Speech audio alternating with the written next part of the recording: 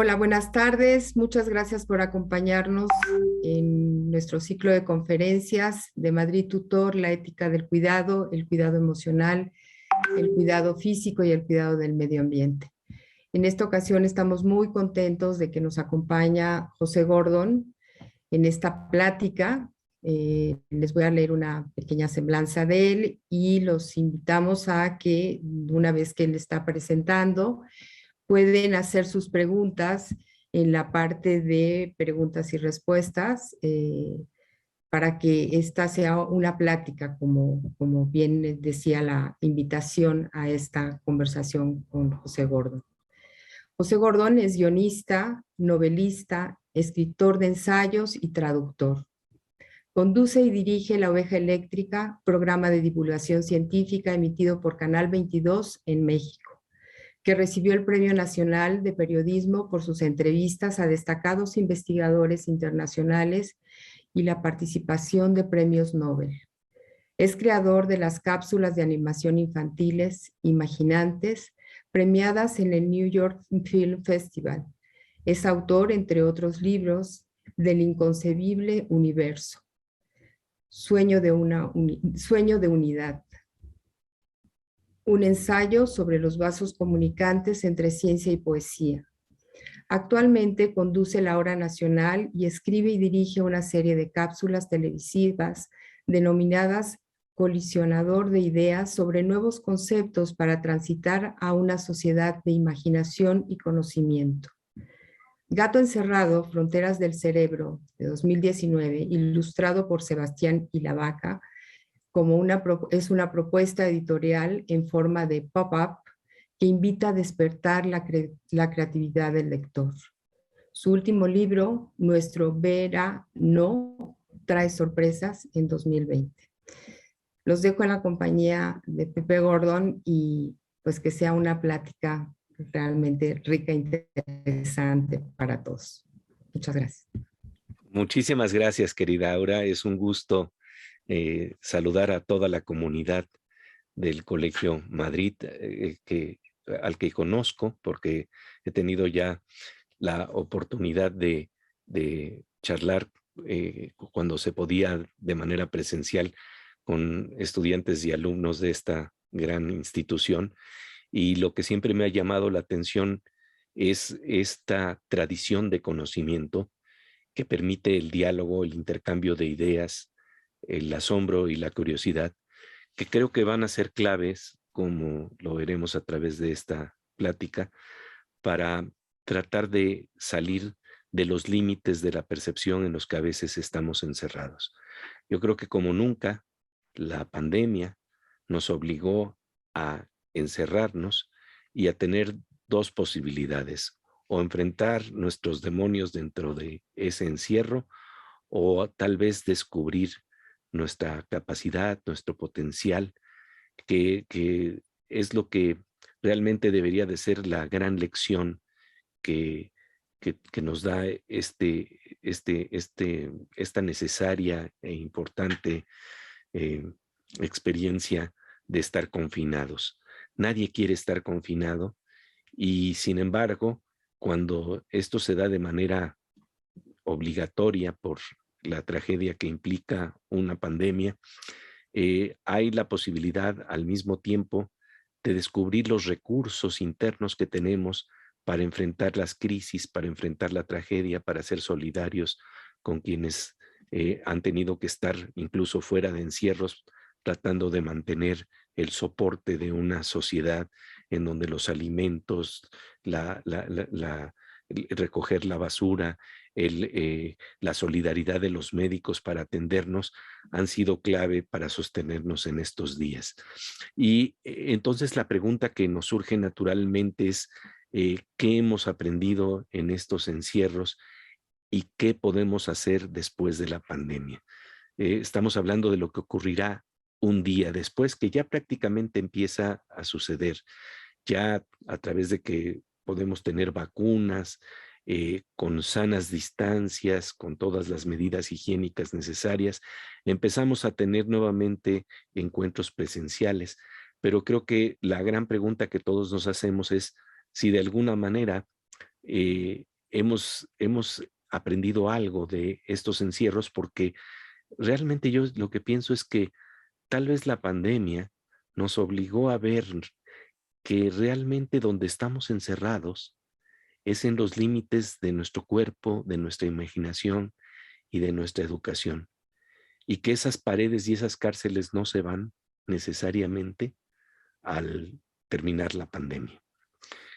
Y entonces en este marco yo quisiera compartirles una experiencia que me enseñó un gran neurocientífico, el doctor Robert Keith Wallace, pionero en investigación de lo que pueden ser estados más refinados de percepción. Él realizó estudios muy interesantes en Scientific American sobre la experiencia de silencio que se puede obtener con técnicas milenarias muy antiguas de meditación. Y él me contó una historia que luego investigué a fondo y que para mí es como una metáfora de lo que estamos viviendo. Resulta que cuando los gatos acaban de nacer, todavía no tienen desarrollados los nervios ópticos. Parafraseando al poeta Antonio Machado, se hace mirar al mirar. Entonces, los primeros días de exposición de los gatos recién nacidos a el mundo que los rodea es lo que termina de hacer las conexiones en el cerebro para poder tener la plenitud de la mirada, la plenitud de la experiencia perceptual de la visión. Y entonces se les ocurrió a dos investigadores que a la postre obtendrían el Premio Nobel de Fisiología y Medicina, Wiesel y Hubel, hicieron un experimento un tanto cuanto cruel, la verdad, porque entonces dijeron, vamos a ver qué es lo que le pasa a los gatos cuando todavía no tienen las terminales de las conexiones ópticas bien ajustadas en esos días críticos, si los exponemos, por ejemplo, solamente a líneas horizontales. Y entonces metieron a los gatos, a los gatitos, en esos días clave de desarrollo de la visión, en un entorno en donde todo lo que veían alrededor nada más eran líneas horizontales, blancas y negras. Eso era todo lo que podían ver.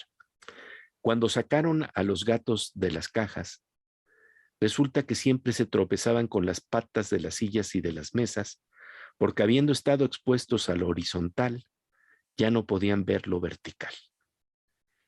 Y cuando yo vi cuando me adentré en este estudio, de repente me di cuenta de que tal vez eso es lo que nos está pasando a nosotros también, a los seres humanos. Claro, nuestras cajitas, los lugares de nuestros encierros, tienen imágenes mucho más amplias que las que aparecen en estas cajitas, donde hay nada más líneas blancas y negras. Tenemos un mundo muy rico en donde estamos expuestos a ríos, montañas, serpientes, diferentes formas visuales que nos hacen pensar que no estamos en una caja, que no estamos también en una cárcel perceptual. Sin embargo, lo que nos queda claro es que cuando estamos teniendo estas experiencias de nuestro mundo, a veces nos quedamos con la insatisfacción de que aunque el mundo es amplio y vasto, no lo conocemos en toda la riqueza y en toda la dimensión que podríamos conocer. Por ejemplo, no conocemos las galaxias, no las podemos apreciar a simple vista, porque nuestra caja perceptual está marcada por la calidad de nuestros sentidos que están sintonizados a nada más ver una franja de la realidad. Entonces no podemos ver el mundo de lo más pequeño, de lo pequeño, el mundo de las partículas subatómicas, y no podemos ver tampoco un agujero negro. Sin embargo, lo que ocurre gracias a la ciencia y al arte es que nosotros podemos también salir de nuestras cajas perceptuales y hacer una especie de boquetes para asomarnos a mundos que de otra manera no podríamos apreciar. Gastón Bachelard decía que imaginar es ir más allá de las imágenes primeras. Y entonces, con la imaginación científica y con la imaginación artística, resulta que esas imágenes primeras que no nos permitían ver un agujero negro, de alguna manera las trascendemos, podemos ir más allá de ellas y asomarnos a ver mundos que parecían inconcebibles. Y así es como, por ejemplo, hoy por primera vez, hace unos cuantos años, tenemos unas imágenes de agujeros negros, fotografías de agujeros negros que eran impensables, ¿no? ¿Cómo poder asomarnos a lo que es un agujero negro? ¿Cómo tener una primera imagen de esos niveles de la naturaleza que pensábamos que jamás podríamos percibir? Lo que ocurre es muy interesante porque a través de la tecnología desarrollamos instrumentos para que el agujero negro se tome una selfie cósmica, por decirlo así, en donde de alguna manera nosotros somos el instrumento que tienen los agujeros negros para que ellos se conozcan a sí mismos. Esto es parafraseando una idea que es muy interesante del biólogo George Wald, que ganó el premio Nobel en fisiología y medicina también, y que decía que la labor de los investigadores que hacen física, los físicos, son el instrumento que tienen los átomos para que los átomos se puedan conocer a sí mismos. Entonces estamos hablando de que gracias a los ojos de la ciencia hacemos boquete en nuestras cajas lujosas, en nuestras prisiones lujosas, en donde pensamos que ya conocemos un mundo, pero resulta que ese mundo muchas veces también está marcado por el problema de los prejuicios, de educación, en donde estamos acostumbrados a ver la realidad de una determinada manera y no podemos salir de los paradigmas o de las formas de apreciar el mundo que nos han enseñado. Entonces, en este marco es muy interesante también cómo el arte puede hacer boquetes en esa caja. Yo suelo dar un ejemplo que me parece muy interesante, que nos da precisamente el novelista Julio Cortázar. Cortázar nos plantea qué es lo que ocurre verdaderamente en el momento en que nos damos un beso. En el momento de un beso, nosotros pensamos que le estamos viendo los dos ojos a la persona amada.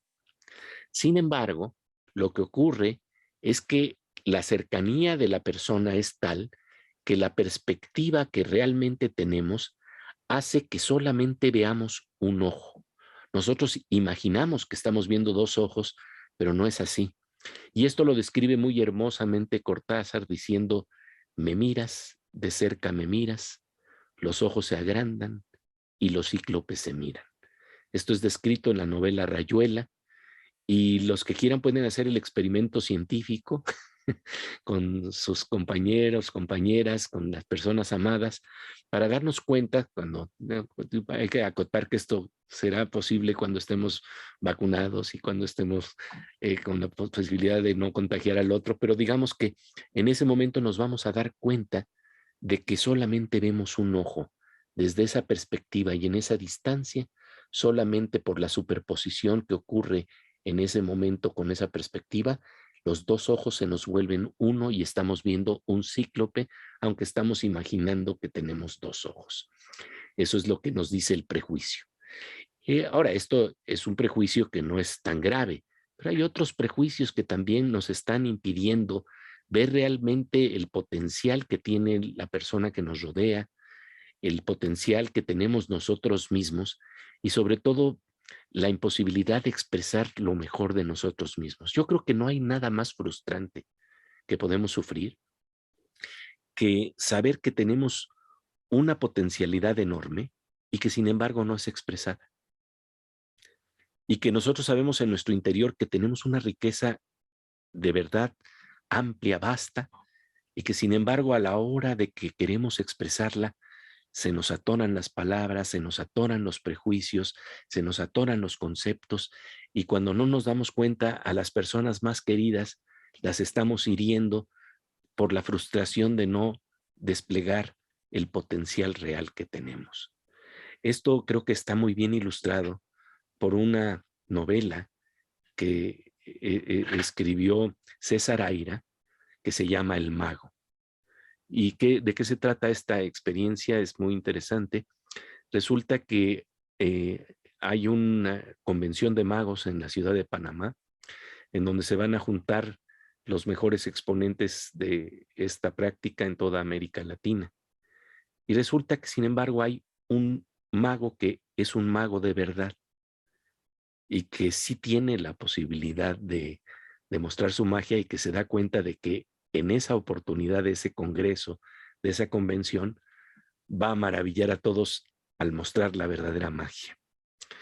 Y entonces va al congreso, pero el problema es que no se le ocurre un truco interesante, aunque sea real, y no inspira a nadie, saca nada más, por decirlo, al conejo de la chistera, y pues aunque sea magia real, le falta imaginación. Y ese es el problema. Tal vez tenemos magia real, y sin embargo, si no tenemos imaginación, ¿cómo entonces expresar esa riqueza que está verdadera y auténticamente dentro de nosotros, planteando que se pueden abrir vastas posibilidades y que en el momento en que nosotros queremos utilizarla, resulta que llegamos al lugar común, a las ideas de siempre? Y entonces esto es verdaderamente frustrante, porque entonces nos empezamos a encerrar en nuestros mundos, y eso es lo que nos ocurre más allá de las pandemias. Estamos encerrados en los límites de nuestros prejuicios, en los límites de la falta de expresión de nuestra creatividad.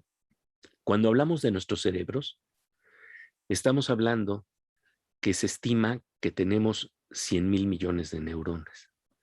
Para saber lo que quiere decir esto, simplemente pensemos que hay galaxias que tienen 100,000 millones de estrellas.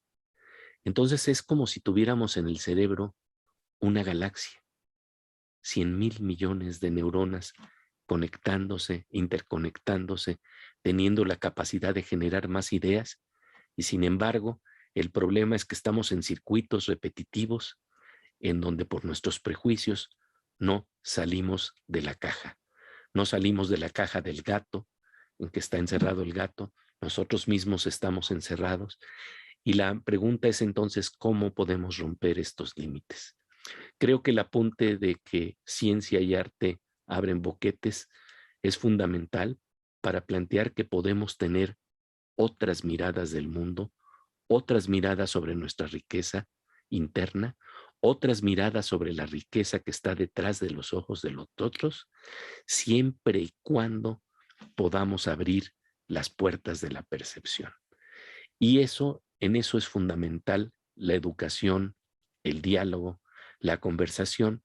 Y entonces en este momento quiero invitarlos a que empecemos a interactuar, a que haya alguna serie de preguntas y comentarios para seguir desarrollando este tema de cómo abrimos nuestra mirada, cómo abrimos nuestra inteligencia, cómo abrimos nuestro corazón para transformar las cosas, porque no se trata nada más de abrir la mirada para ver más mundo, sino que cuando esto ocurre, naturalmente se da un proceso de transformación que no es nada más individual, sino que se empieza a permear en la colectividad, justamente para transformar también las prisiones colectivas en las que vivimos.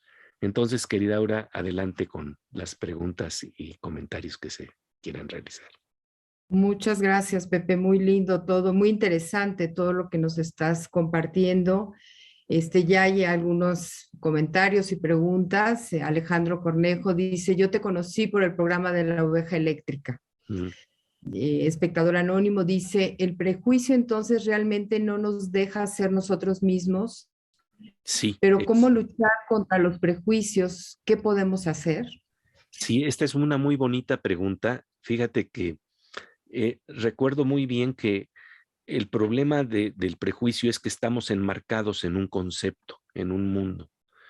Y además los otros nos enmarcan. No tan solo son nuestros prejuicios, sino los prejuicios que tienen sobre nosotros.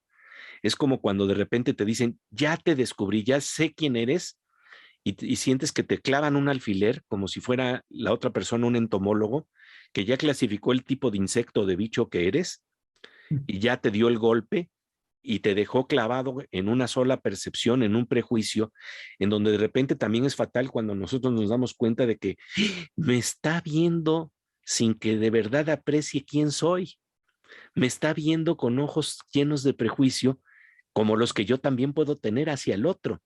Entonces, ¿cómo salir de esto que se pueden llamar encuadres en términos psicológicos? Encuadres en los que de repente te meten las otras personas. Voy a hablar de un encuadre muy natural de prejuicio que vivimos muy recientemente, es Donald Trump. Simple y sencillamente lo que pasa ahí es que empieza a decir que los mexicanos somos violadores, nos enmarca en esto, y el problema es que si nosotros nos queremos defender y decir, no señor, yo no soy ningún violento, no soy como usted me está pintando, yo no tengo estas características, hay un México más creativo que allí está y que usted no sabe ver, ya estamos respondiéndole dentro de los límites que el otro nos está marcando. En este contexto hay una experiencia interesantísima que da Bernard Shaw y esto tiene que ver con la creatividad que encontramos en el arte, en la literatura, para precisamente salir de los prejuicios y las paredes o cárceles en donde no tan solo nosotros nos colocamos, sino nos puede colocar el otro. Entonces resulta que Bernard Shaw en alguna ocasión recibió una hoja de papel en blanco que solamente decía la palabra estúpido o imbécil. Y entonces si tú respondes yo no soy ningún imbécil, ya estás entrando dentro de la lógica del que te metió en una cárcel, porque te estás definiendo en función del encuadre con el que te acaban de colocar. La respuesta de Bernard Shaw habla de lo que realmente es la creatividad de la literatura. Su elegante respuesta fue la siguiente: he recibido muchas cartas sin firma. Es la primera vez que recibo una firma sin carta. ¿Qué tal? Clarísimo, ¿no? Lourdes Aguilar, ¿de qué manera la escuela presencial puede abrir boquetes en el día a día en este regreso para que la pandemia no quede solo en nuestros encierros? Esta es una gran pregunta porque la verdad no depende nada más de que sea presencial. Este es el punto fino que quiero plantear en esta ocasión, que dentro de lo presencial hemos vivido también en prisiones, sin darnos cuenta, por estos prejuicios, por estos límites. Y claro, de lo que se trata, todos queremos abrazarnos, todos queremos encontrar al otro, pero el abrazo no es tan solo físico. Si se queda en lo físico, se puede quedar en abrazo de político, unas grandes palmadas, y sin embargo no tocamos al otro. Recuerdo que hay una historia que a mí me impresiona mucho del novelista David Grossman, que es una historia supuestamente para niños. Digo supuestamente porque sí es para niños, pero la lección que nos da es de verdad impresionante. En esta historia, David Grossman habla de un niño que se encuentra junto con su mamá y la mamá le está diciendo, hijo, ¿sabías que tú eres único, eres muy especial, eres único? Y el niño que tiene unos 4 años de repente se da cuenta de que si él es único y muy especial, entonces está solo. Y entonces le dice, mamá, pero si yo soy único y no hay nadie como yo, entonces, ¿quiere decir que estoy solo? Y entonces la mamá le dice, bueno, es que cada quien es único. Y le dice el niño, sí, le dice la mamá, pero yo estoy aquí contigo. Y le dice el niño, sí, pero yo no soy tú. Porque el niño entonces se da cuenta de la diferencia entre el yo y el tú. Y que yo y tú quiere decir que hay una distancia. Y que esa distancia quiere decir que uno está completamente aislado y aunque la mamá está ahí, ella no soy yo, ni yo soy ella. Entonces se entristece mucho y la mamá le empieza a explicar cómo las hormigas, aunque parecen similares, todas son distintas y que así funciona la naturaleza. Y entonces le dice algo que es muy interesante, le dice, pero para que podamos salir, digamos, si se dan cuenta, estamos hablando de la cárcel de nuestros cuerpos, porque aunque estemos con el otro, no somos el otro. Estamos delimitados dentro de nuestro cuerpo. Y entonces la mamá de repente le dice, pero mira, mi hijo, vente, y le da un abrazo. Y en el abrazo, el niño siente el latido del corazón al unísono con la mamá. Y entonces la mamá le dice, mira, aunque tú y yo somos distintos, podemos darnos un abrazo y sentir el latido común de la vida. Ese sentir el latido común de la vida puede ocurrir o no ocurrir en medio de un abrazo. Si sabemos percibir qué es lo que está detrás del abrazo, creo que entonces empezamos a salir de esa cárcel perceptual. Entonces, si vamos a estar en ambientes que ya son presenciales, nos podemos dar abrazos, pero no sentir el latido común de la vida que pulsa en cada ser, aunque seamos diferentes. Esto requiere abrir la percepción, abrir la imaginación, abrir la sensibilidad y abrir el corazón. Y esto es un ejercicio inteligente al mismo tiempo. Implica compasión, implica abrirse de verdad al otro. Hay un ejemplo también muy interesante que tiene que ver precisamente con esto de la experiencia de verdad del yo y el tú. Y esto me lo contó una queridísima amiga, Alicia Molina, quien es novelista, compañera del novelista también Paco Prieto. Y recuerdo que una vez me contó que en una ocasión una de sus amigas estaba en una panadería y entonces otra amiga estaba por ahí saludándola y se estaban despidiendo y el niño chico de 4 años estaba escuchando lo que estaban intercambiando estas amigas, la mamá y su amiga. Y entonces el niño oye cómo la mamá le dice a su amiga, bien, pues nos vemos, yo te hablo. Y entonces de repente el niño voltea y le dice a la mamá, pero tú también eres yo. O sea, porque el niño pensaba que el yo nada más se decía desde su propio cuerpo y no entendía que el yo también se podía decir desde el cuerpo de la mamá. Entonces, ahí hay una dialéctica muy interesante de prisiones perceptuales en donde no nos damos cuenta que el yo se puede plantear desde el cuerpo del otro y que respetando la individualidad del cuerpo del otro y la individualidad propia, sin romper las diferencias, podemos encontrar y descubrir el latido común del corazón, del ritmo y el pulso de la vida que está verdaderamente detrás de un abrazo. Y para eso tenemos que abrirnos a ello a través del arte.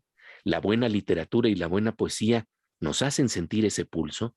Cuando estamos haciendo investigaciones científicas, descubrimos pulsos y ritmos en el universo que también nos hacen sentir que a pesar de que estamos aislados, de que parece que somos nada más una cañita dentro del universo, un pequeño filamento dentro del universo, como hablara de ello Pascal, somos una caña pensante, somos una caña que puede imaginar y que si tiene abiertas las miradas, se puede abrir a tocar al otro.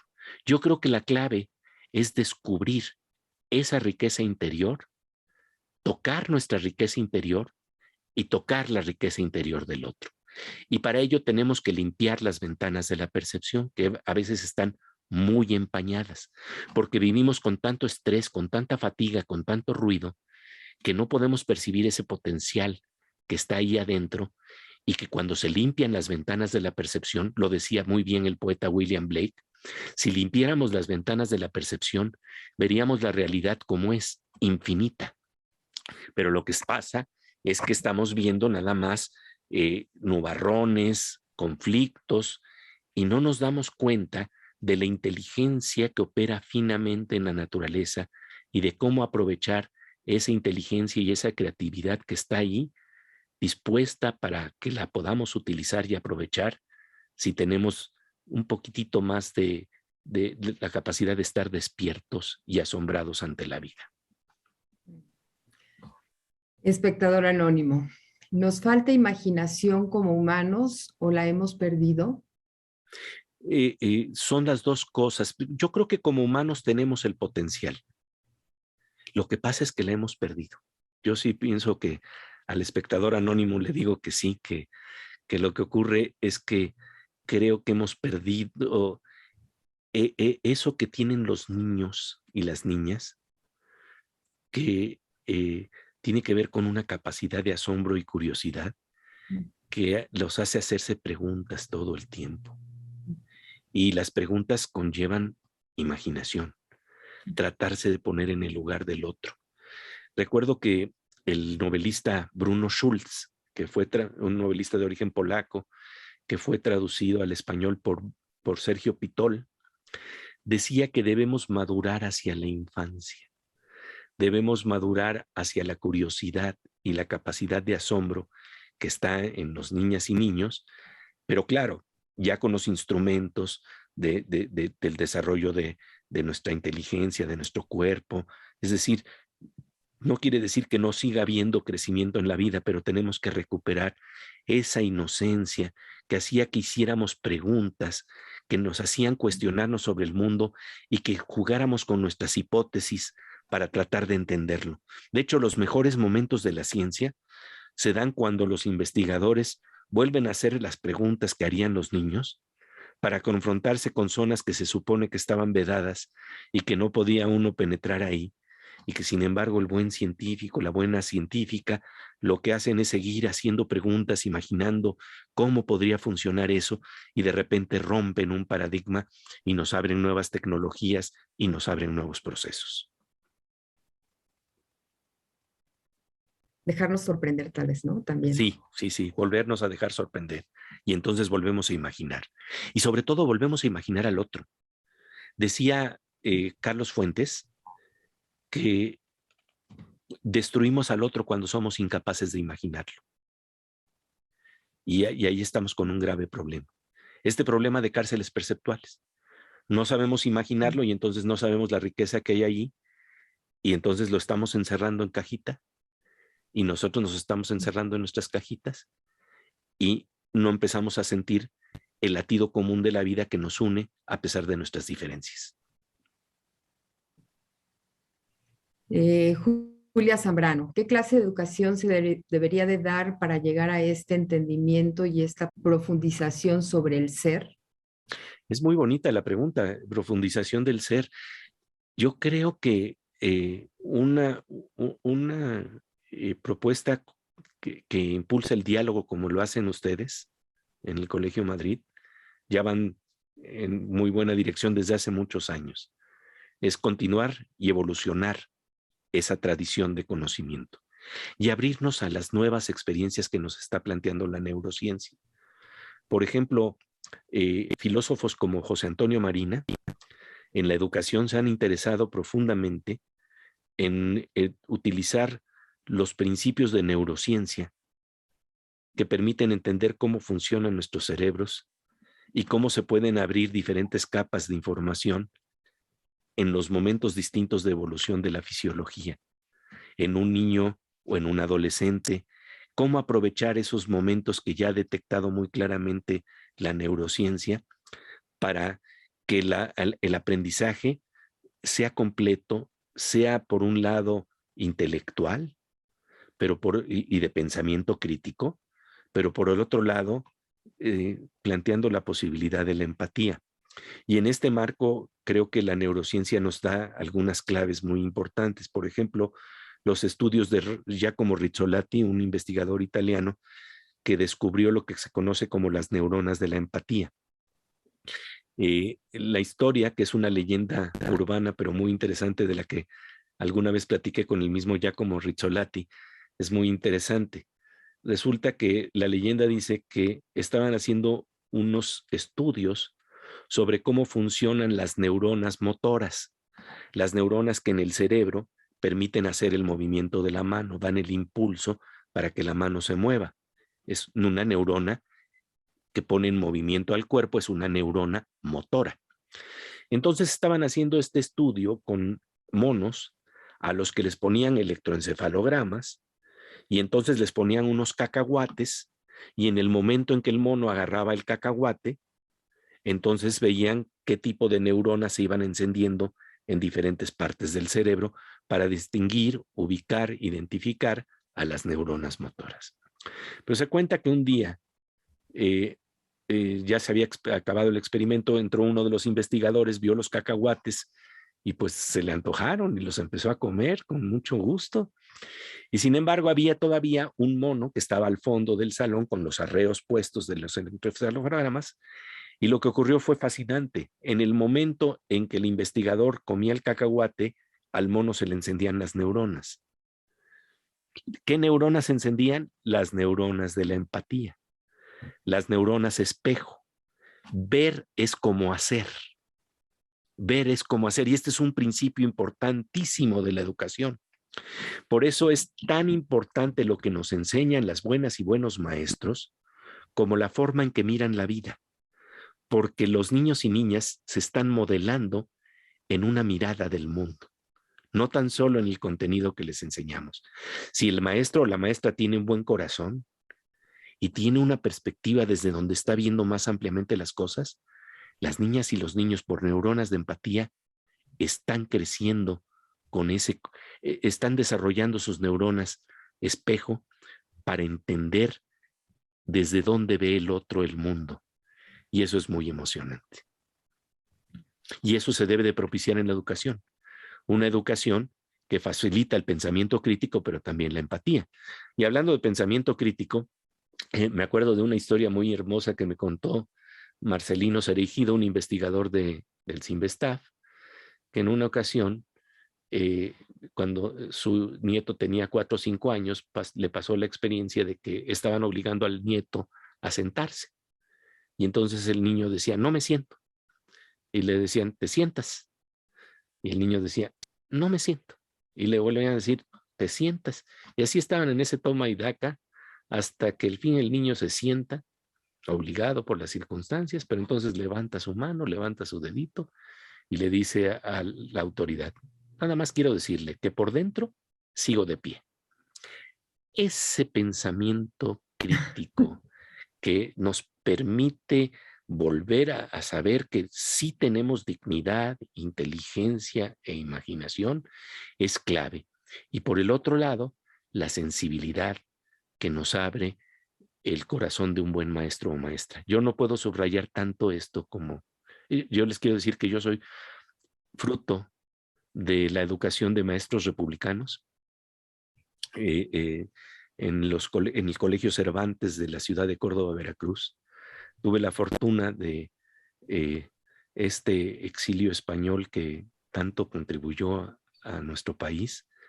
Llegó hasta los rincones de una ciudad como Córdoba, Veracruz, y teníamos ahí un colegio Cervantes en donde el amor por México que yo vi en los ojos de mis maestros de origen español me hizo de verdad sentir lo que quiere decir el amor por este país. Y eso uno lo ve en los ojos de las maestras y los maestros. Y no es algo que se puede fingir, es algo que ahí está y que lo único que hay que hacer entonces es ver cómo volvemos a alimentar la capacidad de asombro de las maestras y los maestros, que a veces cuando empiezan sus tareas, empiezan con una idea de que van a abrir nuevos horizontes, pero luego viene la cotidianidad y pasan los años y empieza a haber un cansancio. Y cuando viene ese cansancio, uno pierde esa frescura de miradas más amplias con las que quería asombrarse ante el mundo. Volver a recuperar eso es clave. Nada más voy a comentar rápidamente en el ejercicio que hicimos en el proyecto de Imaginantes, unas cápsulas audiovisuales muy hermosamente animadas de 1 minuto. Ocurrió algo que a mí me fascinó. En una ocasión me escribió una maestra, me acuerdo todavía de su nombre porque se volvió mi amiga, Luisa María Vázquez, de una secundaria pública en Iztapalapa. Y entonces ella me escribió una carta en donde me decía, esos episodios audiovisuales los estamos viendo y a mí me volvió a dar la frescura que tenía cuando me abría a las lecturas de los grandes imaginantes de nuestra cultura. O sea, como que recuperó esa sensación de asombro. Y entonces, ya luego les contaré esa historia porque es muy hermosa, porque lo que ella hizo fue tratar de contagiar esa imaginación y esa creatividad en sus estudiantes, y el resultado es que a través de esas cápsulas, los muchachos y niñas y muchachas se fueron a la biblioteca a buscar los libros que nosotros recomendábamos en esa serie de imaginantes, porque los imaginantes para mí son aquellos que ven lo que no se puede ver, saltan los límites del pensamiento, son novelistas, creadores, artistas plásticos, cineastas, que eh, bucean dentro de su ser y nos revelan que todos somos imaginantes. Entonces, ¿cómo descubrir eso de nuevo? ¿Cómo resonar con aquellos que nos vuelven a dar esa sensación de, sí existe el asombro y lo podemos recuperar? Es clave para responder esta pregunta de cómo volver a despertar esa imaginación que ya estaba ahí, pero que simple y sencillamente está tan aplastada por el ruido con el que vivimos hoy en día. Espectador anónimo dice, ¿recomiendas terapia de arte? Terapia de arte, le podemos llamar terapia, yo le llamo lectura, es decir, todo aquello que repara nuestro ser podría llamarse terapia. Entonces, que hagamos ejercicio es una buena terapia, si repara nuestro ser, nos vuelve a restablecer en equilibrio. La lectura, el arte, claro que tiene esas funciones terapéuticas profundamente reparadoras, pero entonces también podríamos hablar la terapia de la ciencia, que también nos vuelve a reparar nuestro entendimiento, hacerlo más profundo, más complejo, más rico, más amplio.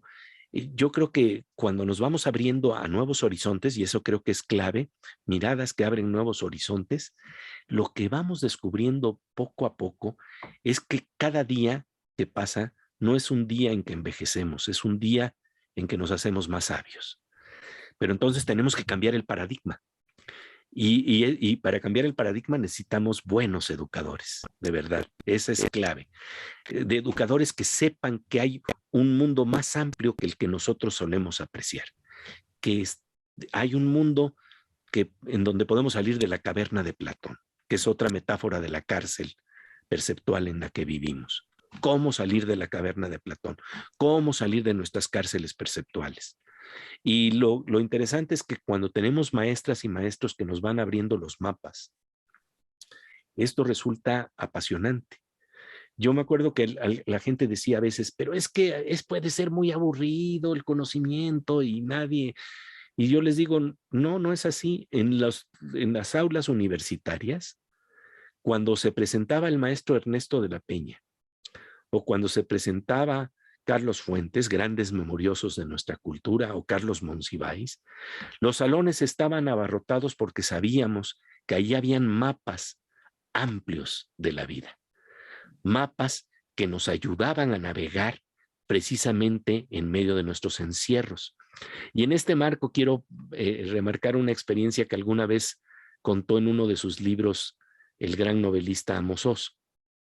Él decía que en una ocasión había una persona que necesitaba llegar a un hospital en medio de la neblina de Londres, en la oscuridad. Y estaba desesperado porque todo estaba tan lleno de niebla, no había taxis y él necesitaba forzosamente llegar. Y entonces, ¿qué hacer? ¿Cómo llegar en medio de esa oscuridad?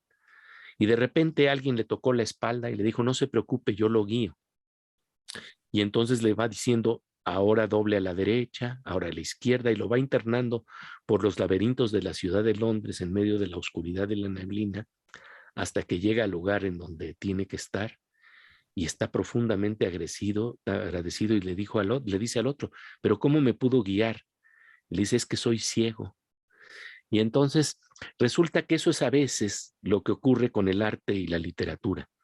Los artistas pueden ser ciegos a ciertas formas en que operan las cosas, a lo mejor no sabemos cambiar una llanta, pero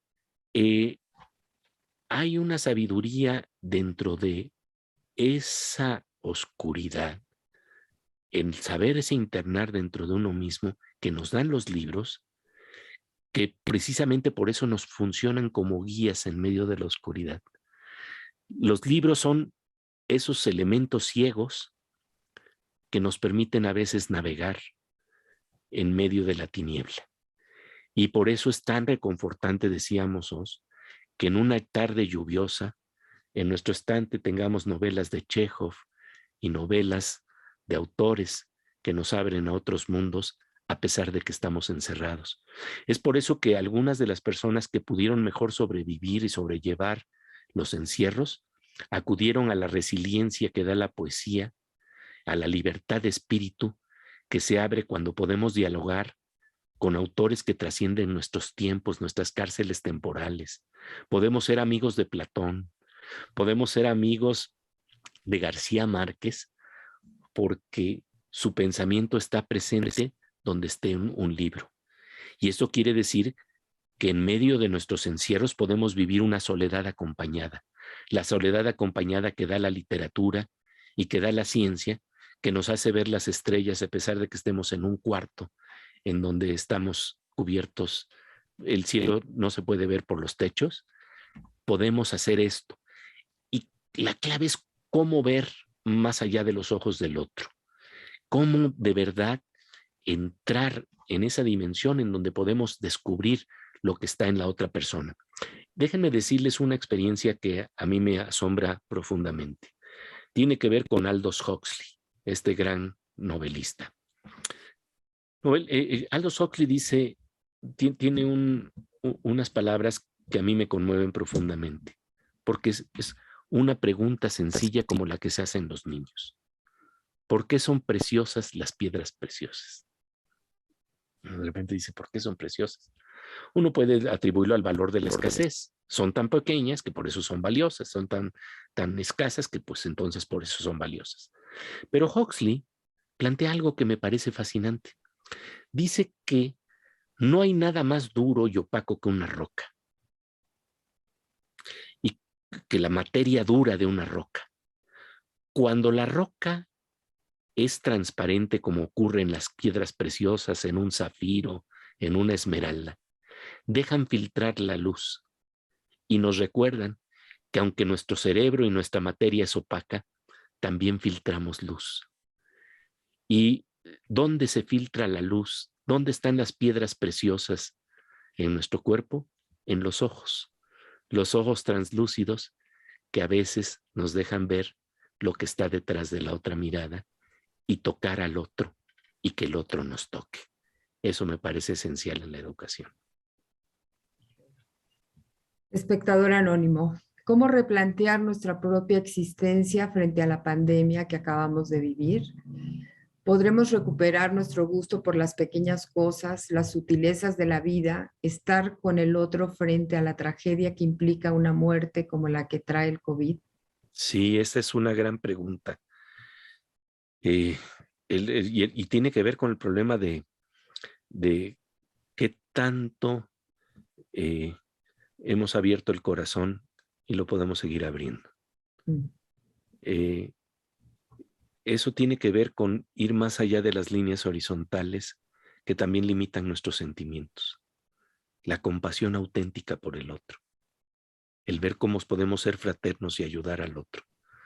Recibimos algunas lecciones valiosas en la pandemia. En algunos momentos yo vi videos, como muchos de ustedes los vieron, y momentos que se dieron también en la Ciudad de México, en donde desde los balcones la gente salía con sus instrumentos musicales para compartir la música, aunque no pudiéramos estar en los foros tradicionales en donde nos encontrábamos para oír música, o para recibir y darle aplausos a las enfermeras y doctores que estaban en el frente de la batalla y acompañarlos con ese espíritu solidario. Lo mismo ocurrió en la ciencia. Se dio un concierto de conocimiento como jamás hemos visto. Hemos encontrado que, por ejemplo, en el caso de las vacunas, se dio una cooperación en la ciencia de tal magnitud que tan solo en menos de un año se logró lo que antes tardaban 15 años en lograr. Y claro, a veces con la esquizofrenia que tenemos en nuestros tiempos, me acuerdo de un cartón que decía, ¿qué queremos? Queremos vacunas. ¿Cuándo? Rápido, ya. Y ya que teníamos las vacunas, ¿qué queremos? Ya no queremos vacunas. ¿Por qué? Porque las hicieron demasiado rápido. Pero en realidad, las vacunas han sido desarrolladas con instrumentos de ciencia que de manera confiable y rigurosa han acortado los procesos de una manera espectacular. Entonces, el ver que hemos respondido como humanidad a ese reto es importante, y ahora el reto es cómo seguir compartiendo información, conocimiento e imaginación. Para mí la clave hoy en día es cómo creamos una sociedad de imaginación y conocimiento. Si no la sabemos crear, no vamos a estar a la altura de los retos del siglo XXI, porque lo que nos está revelando la pandemia es que hay otras crisis. La pandemia nada más ha sido la punta del iceberg para ver que ahora vienen las crisis ambientales, crisis de calentamiento global, que ya está a las puertas de una manera que hemos tratado de cerrar los ojos ante ello. Y creo que si tenemos una lección que aprender en estos momentos de la pandemia, precisamente para honrar a las personas que dieron su vida para salvarnos, es ver cómo seguimos abriendo nuestra mirada para cuidar a los otros y para cuidar a nuestros entornos. Y esto implica realmente esta disposición abierta para tratar de descubrir nuevos mundos que transforman la realidad. El conocimiento tiene poder organizativo, pero me acuerdo que Sampitrodam, el fundador de las telecomunicaciones en la India, decía, sí, el conocimiento tiene poder organizativo, pero yo no lo dejaría ahí. Compartir conocimiento es lo que tiene poder organizativo. Hacer comunidad de inteligencia e imaginación. Eso creo que es fundamental hoy en día. Espectador anónimo, de lo que hablas cuando te etiquetan y no lo aceptas es inteligencia emocional. Y voy a leer la otra también. Prejuicio es sinónimo de juzgar. Prejuzgar.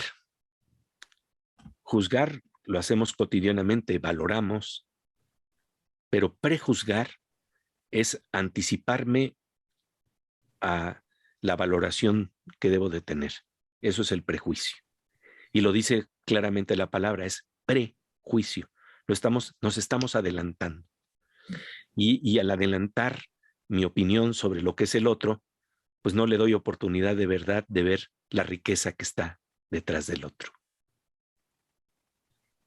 Alejandro Gutiérrez, Marcos, buenas tardes. Entiendo que tenemos que tratar de pensar fuera de la caja.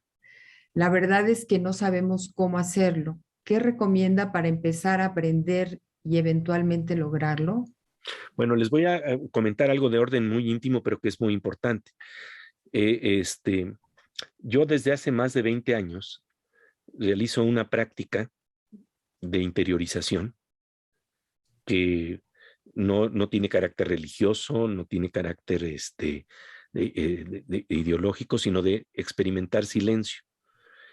Justamente David Lynch, este gran artista creativo, practica esto mismo que yo, meditación trascendental, y para mí ha sido una práctica que permite ir a mi interior por 20 minutos en la mañana y 20 minutos en la tarde. Se me van despejando las tensiones, las ansiedades, mi mente se va asentando sin que yo la trate de forzar, sin creencias ni nada, así como la mente está activa, puede estar descansada y silenciosa, tranquila. Y el proceso puede ser natural, no tenemos que forzar a la mente.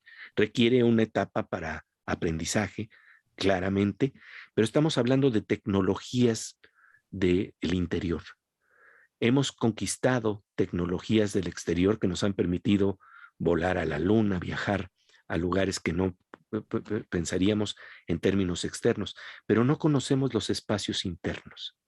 Y para mí ha sido clave, y para otras gentes como David Lynch, porque justamente cuando se da la oportunidad al cuerpo de descansar, yo lo hago cotidianamente 2 veces al día, entonces se despeja la tensión, se despeja el estrés, se despeja la fatiga, y entonces cuando abro los ojos salgo a comerme el mundo con nuevas ideas, con nuevas posibilidades. Eso es algo que a mí me ha funcionado. No quiero decir que tenga que funcionarles a todos, pero no puedo dejar de, si me hacen esa pregunta específica, contestarla puntualmente. Porque eso es precisamente uno de los hallazgos de la neurociencia. La posibilidad de abrir la percepción.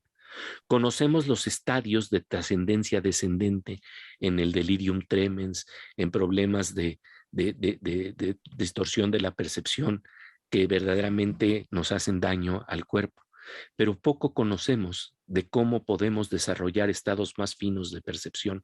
Uno de los psicólogos que estuvo interesado en este tema fue Abraham Maslow.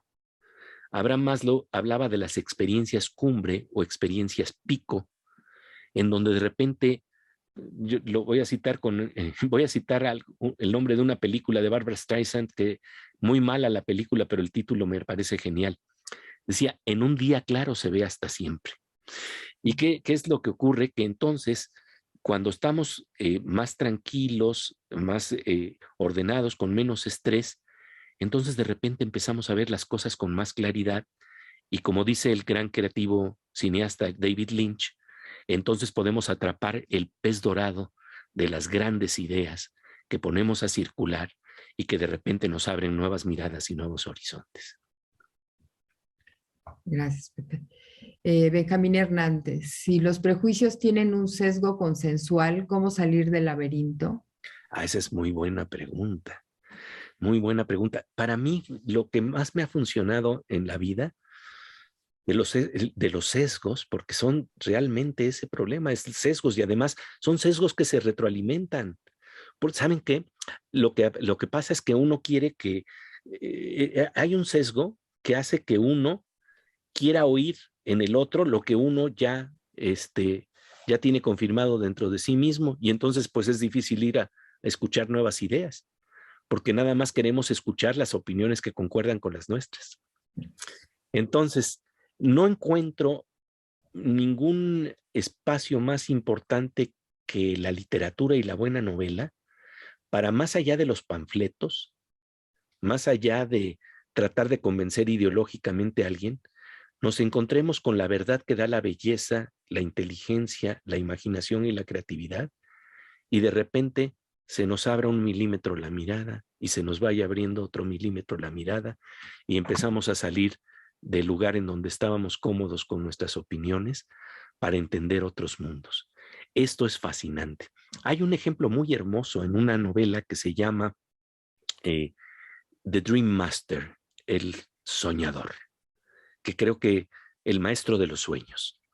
Esta es una novela de Roger Zelazny, uno de los grandes maestros de la ciencia ficción.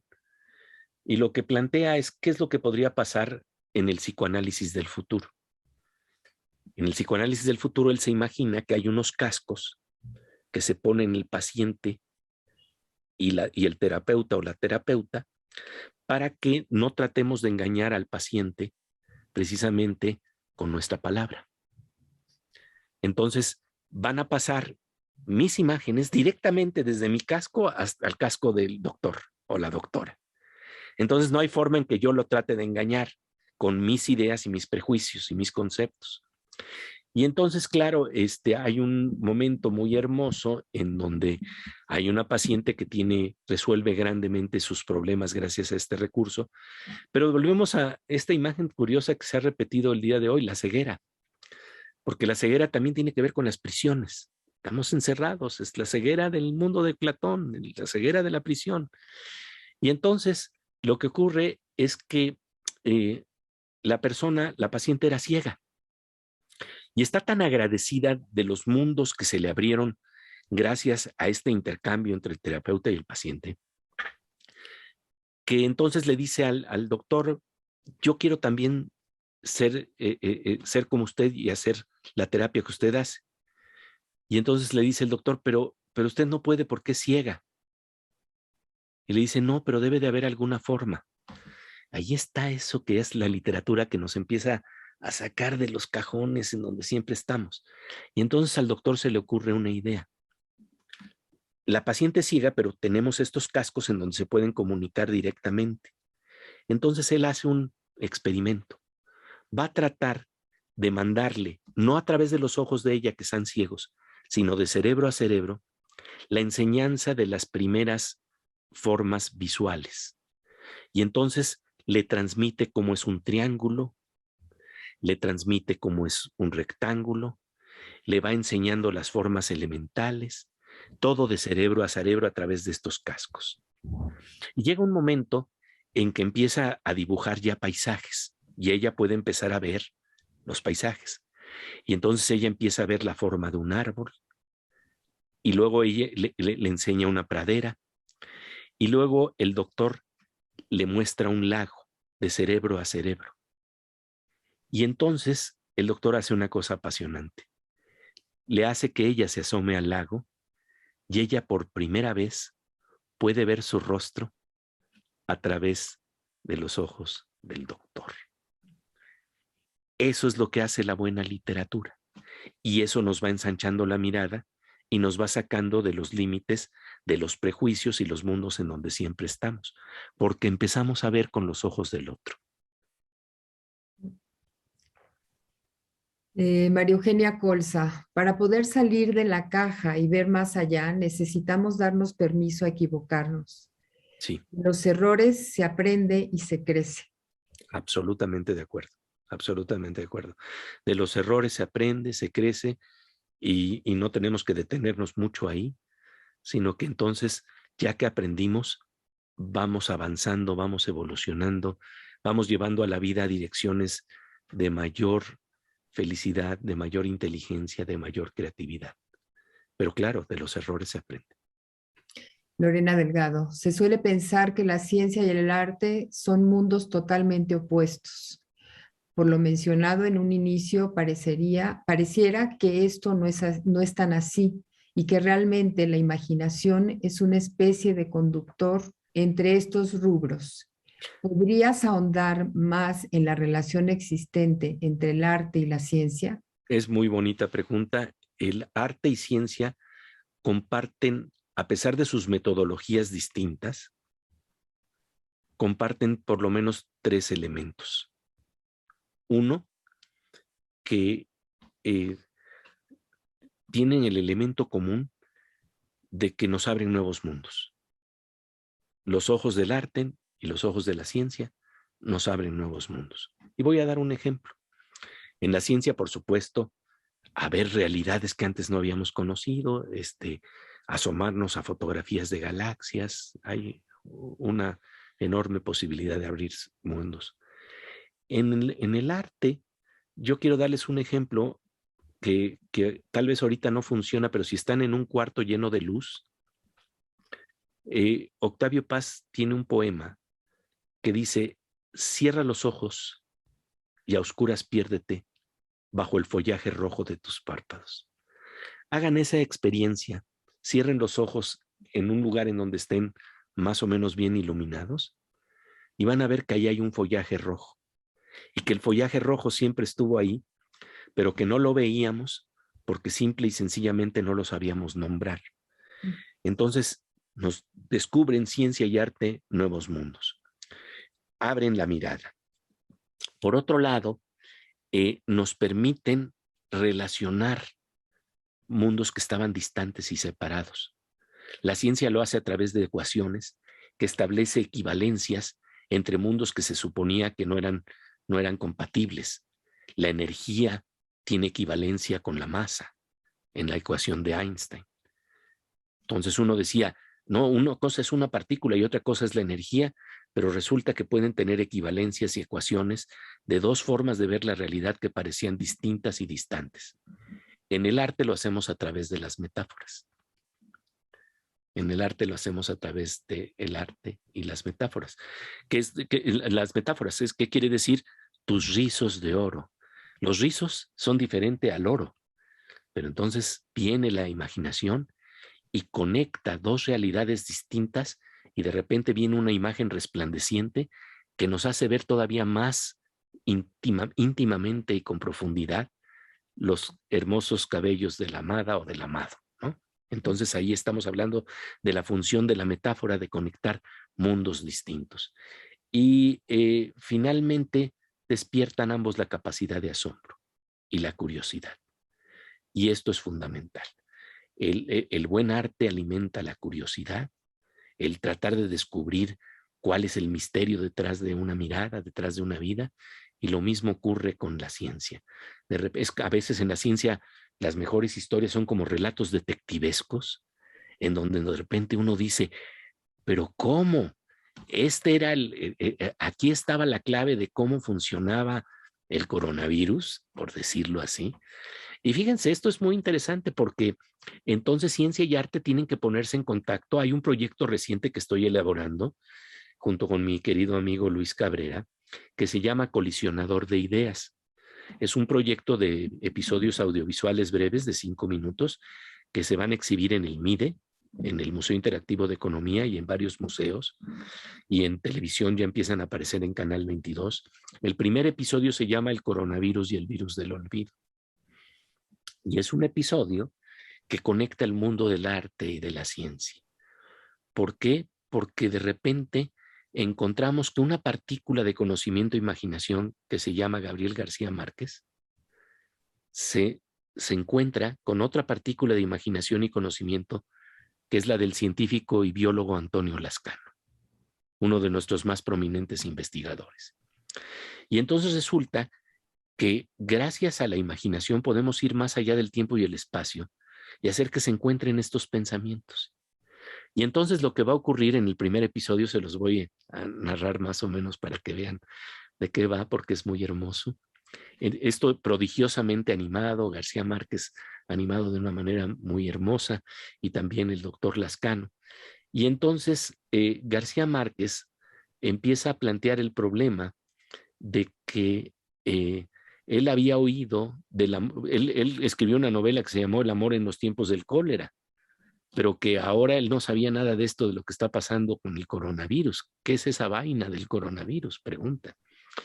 Y entonces el biólogo Antonio Lascano le explica que hay dos tipos de virus, los virus de ADN y los virus de ARN. Y que los virus de ARN son, por ejemplo, como los virus del ébola o el mismo coronavirus. Y lo interesante es que el equipo de Lascano descubre algo fascinante. Trata de averiguar qué es lo que ocurre con una enzima que se llama polimerasa, que es la responsable de que se clone el virus.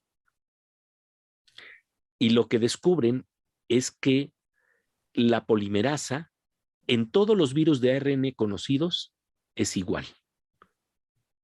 Y si esto es así, entonces en el momento en que podamos inhibir la polimerasa que hace que se clone el virus, que se replique, que se multiplique, le vamos a dar a la clave para inhibir al coronavirus COVID-19, pero también todo tipo de virus de RNA conocidos. Y esto es fascinante, porque esto quiere decir que en un futuro, pues ahorita muy bien que ya tenemos vacunas y que tenemos otros medicamentos que ya vienen en camino, que serán como el Tamiflu, pero para este COVID-19, pero hay otras estrategias que ya nos hablan no nada más de la coyuntura, de cómo estamos enfrentando en este momento este virus de RNA o ARN, sino cómo podríamos enfrentarlos en el futuro. Y esto tiene que ver con un gran descubrimiento de Cortázar, de Lascano. ¿Y por qué? Porque lo que ocurre es que hay una secuencia en el genoma del virus que lo hace especialmente que se replique, que se multiplique y que tenga toda esa capacidad de contagio.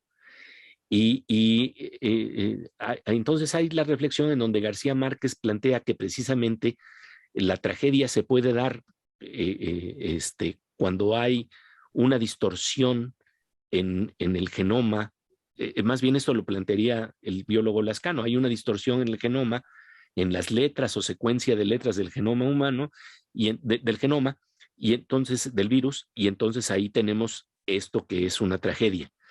Y García Márquez reflexiona a través de este encuentro ficticio que yo me imagino, que eso mismo ocurre con las palabras.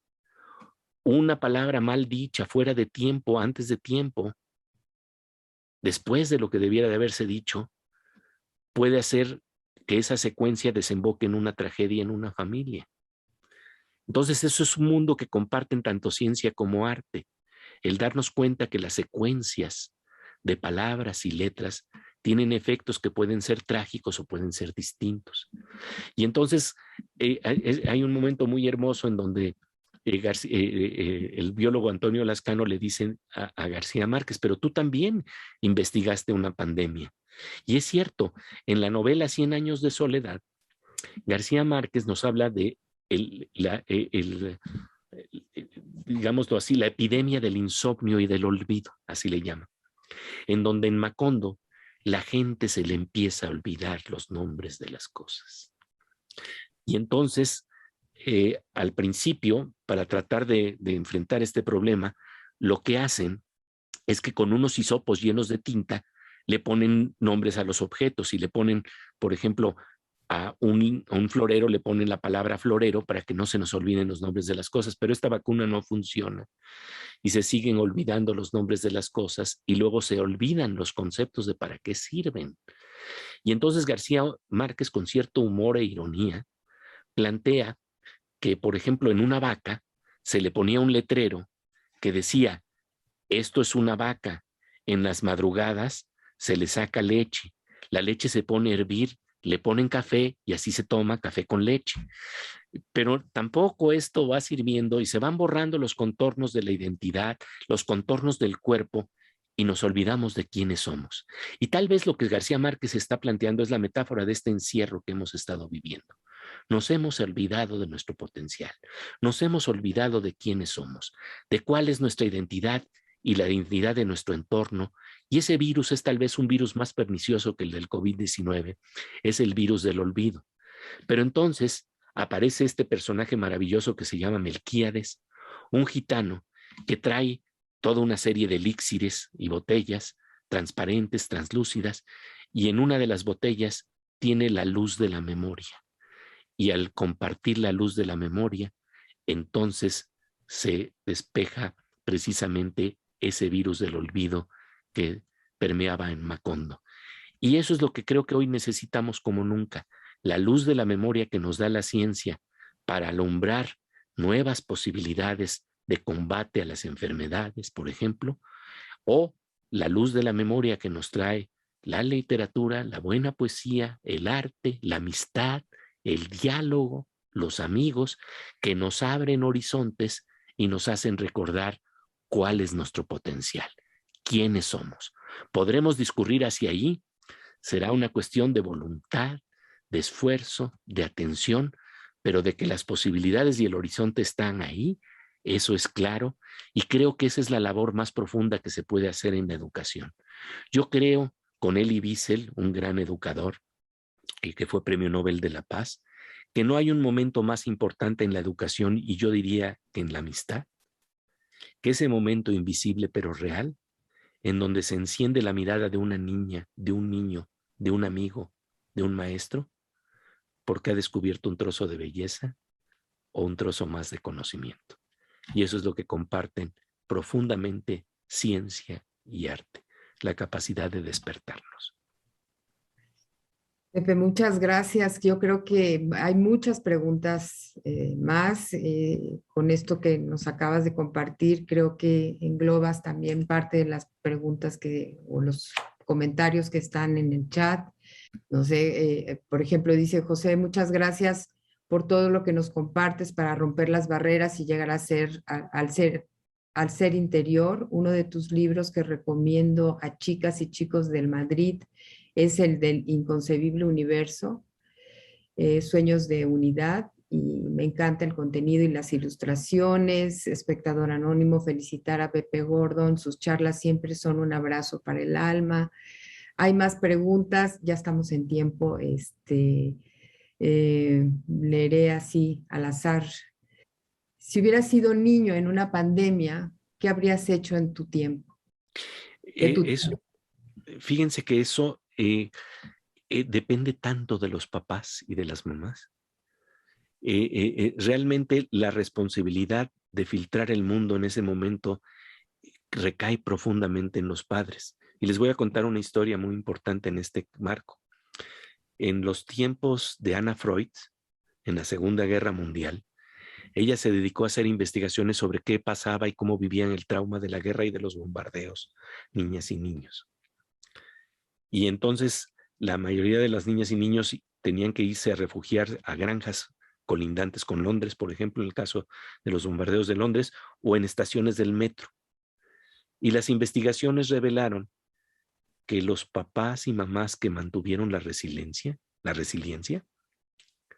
fueron los que precisamente pudieron comunicar esto a los niños y niñas para que vivieran con menos angustia. Y fue notoria la diferencia entre los padres que mantuvieron el eje y los que de alguna manera no podían mantener el eje. Y claro, qué difícil es mantener el eje en ese momento. Entonces necesitamos también de amigos y amigas que mantengan el eje. Cuando de repente se nos pierde la posibilidad de decir, todo se trastornó, todo se movió, ¿cómo le hacemos? Si en ese momento estoy profundamente angustiado, ¿quién de mis amigos todavía tiene la visión de que a pesar de la tragedia va a haber un día después en donde vamos a poder honrar la vida que se dio en ese tiempo? Los que nos ayudaron, los que nos apoyaron, los que se nos fueron trágicamente, y que solamente podemos honrar su memoria precisamente si podemos ver otros horizontes de vida. Y eso me parece fundamental. Tiene que ver con lo que ocurre en un avión cuando se cae la máscara de oxígeno porque se está tambaleando el avión. ¿Quién toma primero la máscara, el niño o el padre? Los padres. Los padres son los que tienen que tomar la máscara. Y entonces yo les voy a comentar algo muy interesante. En estos días de pandemia, por ejemplo, mi hija ha hecho una serie de actividades artísticas maravillosas con sus niñas de 4 años y 2 años, que además las comparte luego viralmente a través de Instagram. Y se llama Hidaya for Kids. Y la verdad es algo fascinante porque las metió en la dinámica de la creatividad. Y entonces, claro que han resentido, como todos hemos resentido estos encierros, todos tenemos unas ganas profundas de abrazarnos ya interiormente y exteriormente. Pero el que pudieran de alguna manera tener actividades, ponerlas en movimiento, a pesar de que han resentido profundamente que no han tenido amigas y amigos y que esto va a tener también efectos después de la pandemia, es la diferencia de saber que a pesar de la tragedia, a pesar de la oscuridad, hay otros horizontes. Y eso es lo que siempre proporciona la educación. La idea de que esto no termina donde están los límites de nuestros ojos. Muchas gracias, Pepe. Sí, efectivamente, otros horizontes. Una plática realmente entrañable, riquísima. Muchas gracias. Hablaste de quitar prejuicios, de ciencia, arte, literatura, sensibilidad, asombro, imaginación, lectura, libros, escritores, poesía.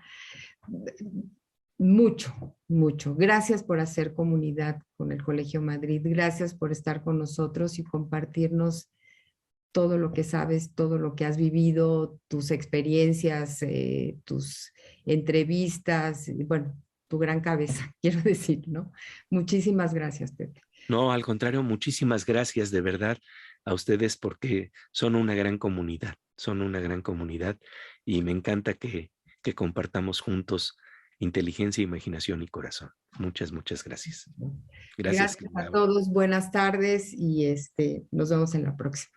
Muchas gracias. ¡Hurra! ¡Hurra!